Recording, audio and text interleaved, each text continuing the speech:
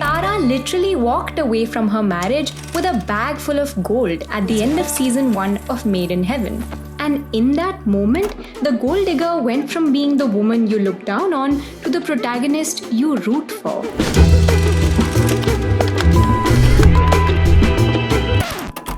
The term gold digger comes from 20th century American slang, and it was used to describe women who charmed rich men into marriage.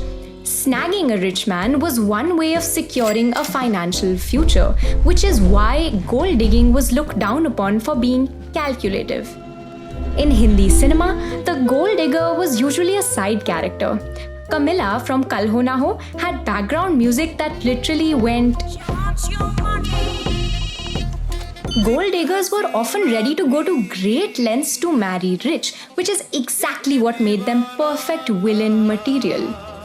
In Subhash Ghai's classic Karz, Simi Garewal's Kamini's hunger for money led to her not only duping and marrying a naive and infatuated Ravi, but also murdering him in cold blood to get his property. In Kati Patang, the conniving Bindu had no apprehensions in pretending to be the long-lost daughter-in-law of a family mourning their dead son just to lay claim to their property.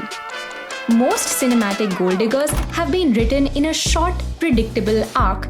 They're usually from poorer families, and marrying a wealthy man was their ticket to a better life. Sometimes, even if the heroine was genuinely a woman in love, her rich lover's family would suspect that she was only in it for the money. To prove that her intentions were pure, her character overflowed with simplicity and piety as the good sanskari bahu. It's only when her non-materialistic nature came through that she was accepted into the family. Another iteration of the gold digger is seen in the more recent con man, con woman pairing. She matches her fellow con's lust for money at every step of the way, but is never able to outsmart him. She either gets played by him or falls in love with him, giving up her greedy desires to reclaim her moral self. Male characters in Hindi films have pursued wealthy women, but they're never labeled as gold diggers. They get ample screen time, a sympathetic arc and storyline that often justifies their intentions.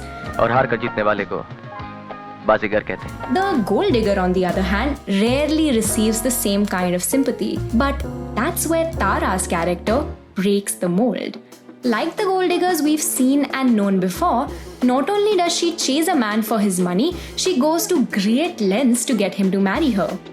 Raised by a mother who motivated her to marry rich, she was sent to etiquette classes that prepared girls to marry into elite households. She saw the struggles of her elder sister who rebelled and married for love, and so she chose a different path. But perhaps more important than her backstory is what she goes through after she's manipulated someone to marry her. She suffers from the anxieties of someone who has to constantly pretend to fit into a class they don't belong to. And these insecurities come to a boil in the final fight sequence with her husband, where he reminds her she can never change where she's from. At the end of season 1, the thorny path to her marriage is out in the open. She's shown alone, probably for one last time, in her luxurious bathtub, adorned from head to toe in all her jewelry. It is the ultimate moment when the futility of her dream is revealed. As you see this scene play out, you don't respect Tara for what she did, but you understand where she comes from. You sympathize. And just like that, for perhaps the very first time, the gold digger becomes a fully developed protagonist.